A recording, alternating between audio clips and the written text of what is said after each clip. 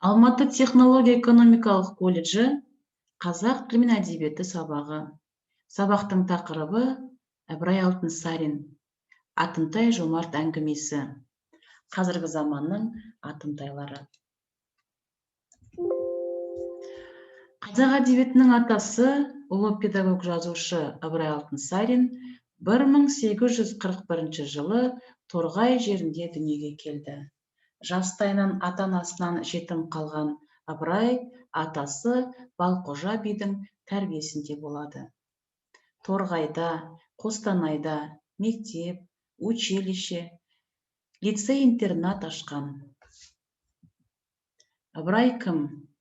Ыбырай Алтынсарин педагог, тәрбиеші, жазушы, мектеп мұғалімі, ақын, балалар әдебиетінің атасы, мектептің іргесін қалаушы, тұңғыш әліппе авторы, ғалым, қоғам қайраткері. Ыбырай Алтынсарин ұстаз, себебі қазақтан шыққан тұңғыш ұстаз, ең алғаш қазақ балаларына арнап Торғайдан мектеп ашқан. Ғалым, қазақ тілінде тұңғыш оқулық, қазақ хрестоматиясының авторы.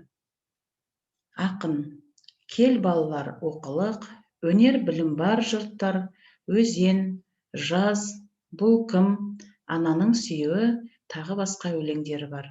Жазушы, бақша ағаштары, тәкаппарлық, асыл шөп, бір уыс-мақта, Қыпшақ Сейітқұл, таза бұлақ, бай баласы мен жарлы баласы, Лұқпан Хәкім, Атымтай Жомарт әңгімелері бар. Еңбекке баулитын әңгімелері Өрмекші, Құмырсқа қарлығаш, Сәттемір хан, Атымтай Жомарт, әке мен бала. Адамгершілікке баулитын әңгімелері Мейірімді бала, Аурудың аяған күштірек, Алтын шекілдеуік, әдеп. Тәрбиеге баулитын әңгімесі бұл бақша ағаштары, талаптың пайдасы, тышқанның өсиеті, зеректік. Олай болса балалар, бүгінгі Ыбырай Алтынсариннің әңгімесі Атымтай Жомарт. Атымтай Жомарт өзі есепсіз бай бола тұрып, күн сайын бір мезгіл үстіне ескі құсқы киім киіп, отын кесіп, шөп тасып жұмыс қылады екен. Бір күні өзінің жақын таныстары сұрады дейді. Жомарт, Құдай берген дәулетіңіз бар. Ашқа тамақ, жалаңашқа киім, үйсіздерге үй болдыңыз. Сөйтіп тұрып, өз басыңызды кемшілікке салып, жете алмаған жарлыша отын кесіп, шөп тасқаныңыздың мағынасы не? Деп Жомарт айтты дейді. Төрт түрлі себеп бар. Әуелгісі әдемі ат, асыл киім, асқан дәулетті өне бойы әдеп етсең, көңілге жел кіргізеді.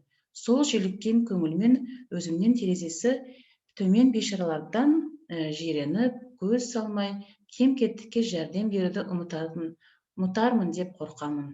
Екіншісі, бар бола тұрып, мен жұмыс қылсам, мұның кемшілік емес екенін біліп, кейінгілер әбірет алсын деймін. Үшіншісі, күн сайын өз бейнетімен тапқан бір-екі пұлға нан сатып алып жесем де, бойыма сол тамақ болып тарайды. Еңбекпен табылған дәмнің тәттілігі, сіңімділігі болады екен. Төртінші, Құдай тағаламнан берген дәулетін өзімсініп, тиісті орындарға жаратпай, көбісін өзім ішіп жеп, өзім тұтынсам, мал берген иесіне кінәлі болармын деп қорқамын дейді. Әңгіменің тақырыбына қарап, Жомарт адамға тән қасиет. Атымтай адамның есімі деп ойламауымыз керек. Алайда Атымтай Жомарт түрлі халық фольклорында кездесетін әрдайым жағымды образ ретінде сипатталатын кейіпкер. Оның нақты қай жылдары өмір сүргені белгісіз, алайда ғалымдар арасында 16 ғасырда өмір сүрген деген болжам бар. Аталған кейіпкер шығыс халықтары фольклорында хикаяттық, қиял ғажайып ертегі, тұрмыс салт ертегісі сынды 3 түрлі сипатталады. Жоғарыда жазылған Ыбырай Алтынсариннің әңгімесі оның өмірі мен жомарт болу себебін нақты баяндайтындықтан осының алғашқысына жатады. Бұл әңгіме жас өркенді еңбекке баулып, маңдай термен табылған нанның тәтті болатынын баяндайды. Енді балалар, бұл әңгімеден шығатын түйін, біріншіден, адам баласы қанша жерден жағдайы болып, алдынан барлығы табылса, соған көңілі масайрап, кім болғанын ұмытпас үшін жоқ-жітікке жәрдем беріп, дәл осыларша еңбек етуден қашпағаны жөн. Алла ниетіңе қарай көл көсір етіп береді дейді.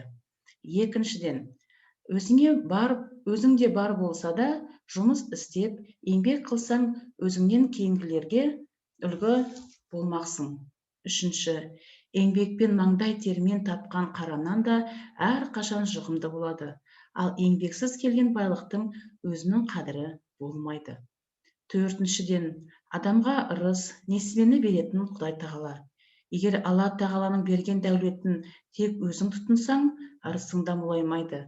Керісінше, сол дәулеттен өзгелерге көмектесіп, қол ұшын беріп, Алланың несібесін Алла жолында бөліссең, жаратқаның көзі әрқашан түзу болмақ. Енді балалар, сұрақтарға жауап берейік. Атымтай жомарттың бай болғанымен өз басын кемшілікке салу себебі не? Балалар, әңгімені оқи отырып, осы сұрақтарға жауап береміз. Екінші сұрақ: аз жұмысты қиынсынсаң, көп жұмысқа тап боларсың дегенді қалай түсінесің?